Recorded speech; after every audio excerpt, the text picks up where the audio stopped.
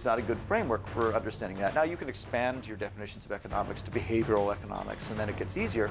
It used to be, the business model was, you make a great product, and the product has tremendous value to the customer. All the value is in the product. And before you know it, all products will have to become good, because bad products will be known instantly.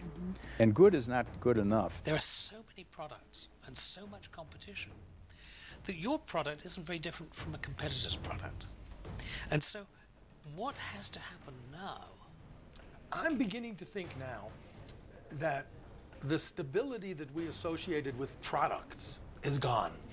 And so if you try to base your business on a product that you think will last a long time, then I suspect you're likely to be in trouble, because society will change more rapidly. 50 years ago, you could say, my God, anyone who had supply could find a customer. People were desperate for product the minute they had money to buy. Let me give you an example. A long time ago in the early 1970s, we were working on how to display text, how to display high-quality text on a computer. Over the course of the years, that changed from personal computing, and it grew into the technologies of pictures and music and sounds and movies, and then it grew beyond that into the technologies of building communication systems and environments and sensing. But we're going to reach the end of demand at some point. Many of the forces that are determining the new culture fall outside of the definition of traditional economics. From the start, the paramount importance of consumption had been fundamental. And from the ribs of the small neighboring village, customers were created, and needs were taken beyond daily provisions. Then someone said, let us make them in our image, after our likeness, and a new attitude will revolutionize economy. And that revolutionary element will be called marketing.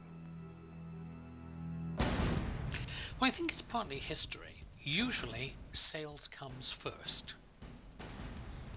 A small company, as it grows, has some salespeople, and one day somebody says, we need a brochure, we need to do some advertising.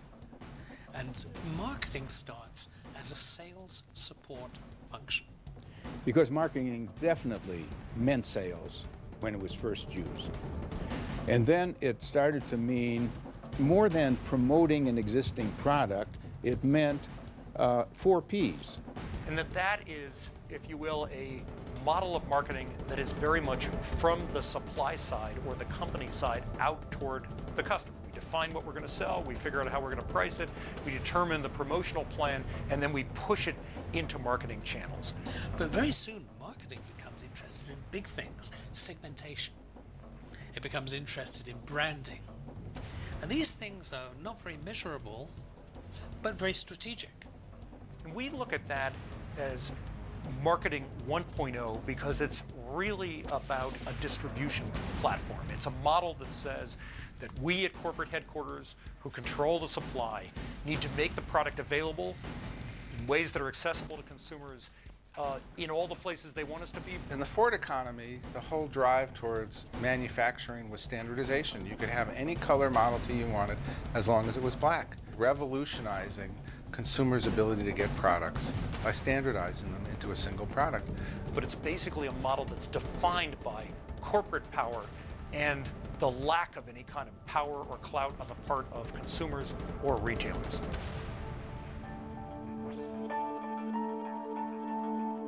In those earlier times, when the marketing ecosystem was void and formless, a miscellany of unclassified subjects eagerly crept up onto the driving categories of this new force. And advertising, salesmanship, market research, sales management, branding started to make the world go round. By then, Philip Kotler, one of the founding fathers and author of the best pages in the marketing Bible, made a division in the history of the discipline, and starting with fundamentals such as the 4 Ps, every sort of thing in and around market and customers was given a name. Many of us have taught in business schools, what's taught in MBA curricula to this day, is really designed around that model, the famous model of the 4 Ps. The essence of marketing is putting together a marketing mix that is defined by product, promotion, price, and of course distribution or place. So that was the second stage. The third stage was segmentation, targeting, and positioning. You're not dealing with a mass market anymore. It has pieces to it and segments, so you want to go after the right ones. I always think you're looking at the overall trends. You know, how are ages changing? How are tastes changing? Is there a big move to the environment? Something like that. Because up to now, we were only thinking of a transaction. But now we're in the relationship stage, which is to build not only good, loyal customers, but loyal partners. First of all, you start with trust, you start with quality, you start with all the normal stuff you get taught at MBA school or Marketing 101 from Mr. Kotler, and then you infuse mystery, sensuality, and intimacy, and then you watch it become a love mark. And the fifth stage is brand new, and that is companies are thinking about co-marketing with their customers. That is not just making something and seeing if they're interested, but having them help us make what they would be interested in. And after product, place, price, and promotion were kind of dismissed as being old-fashioned, the P's became C's, and convenience, cost to the user, communication, customer needs and wants ruled over the earth. And this idea of, moving from sort of a bullhorn where you're shouting out messages to ones where you're trying to stimulate, an organic conversation amongst consumers is very tricky, because if it looks like you're pulling the strings, it won't be authentic. This quest for authenticity. I think that you're seeing products really now being marketed in ways that they have to touch all of the different communities to be truly successful. And I think that's what successful marketers are doing.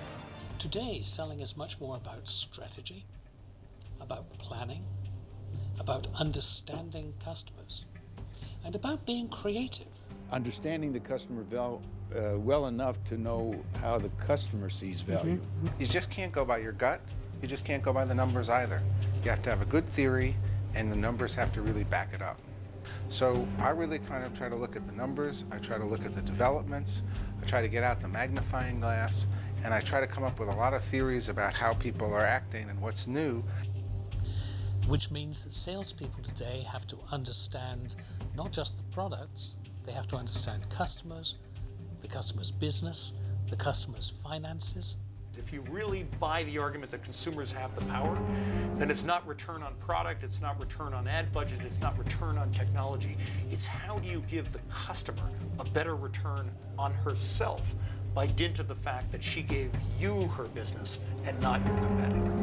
I was satisfied with an expression to remind people what it really is, and I call it CCDVTP. So what is marketing? It is creating, communicating, and delivering value to a target market at a profit. There isn't a new idea there. There's just all existing ideas that are finally being executed well, so that they have the impact that we thought they would have all along. But while historical accounts may lead us to conclude that marketing has always existed, I wonder if it is true that it is the mere application of new names to old practices. Why is it that marketing, its theories and its advocates, seem to be always under scrutiny and, at the same time, blindly worshipped as holy scriptures?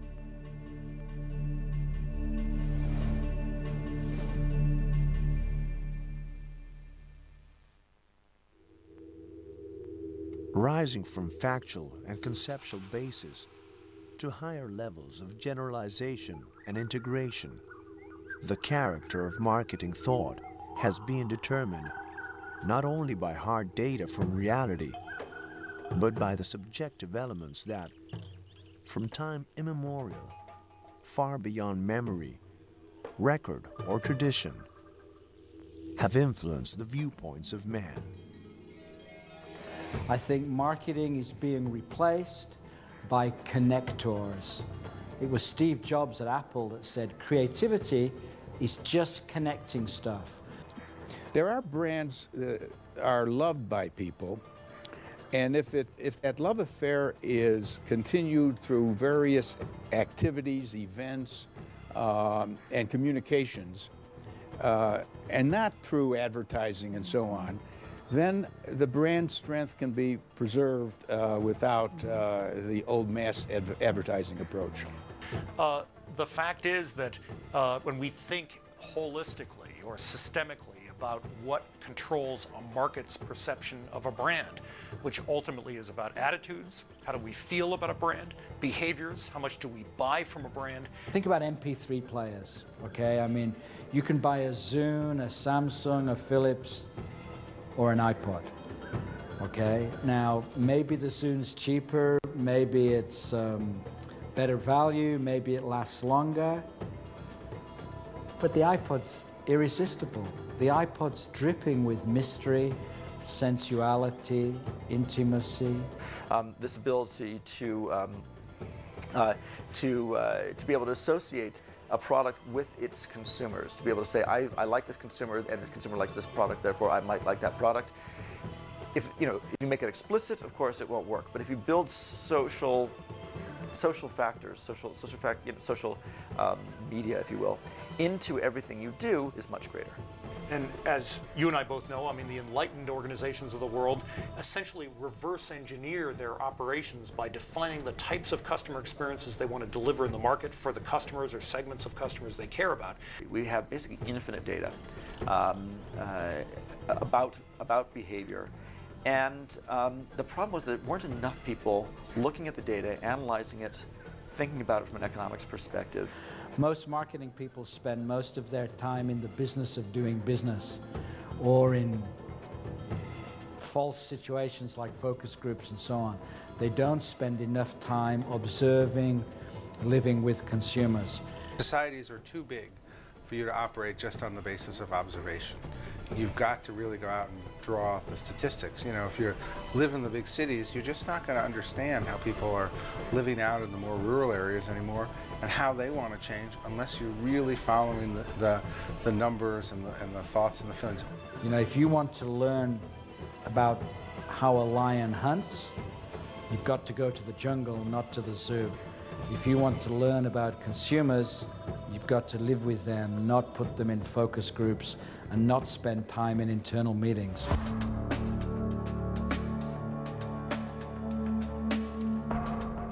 Consciously or not, we built upon the foundation of marketing, a multidimensional superstructure with the temporal, cultural, personal flair of each moment of time.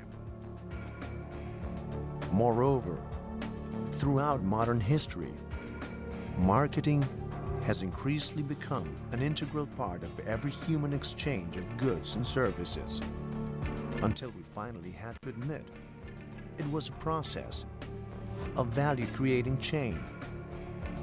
And now, even if we don't manufacture widgets, or we aren't pushing our wares to make a profit, we are engaged in marketing activities all the time.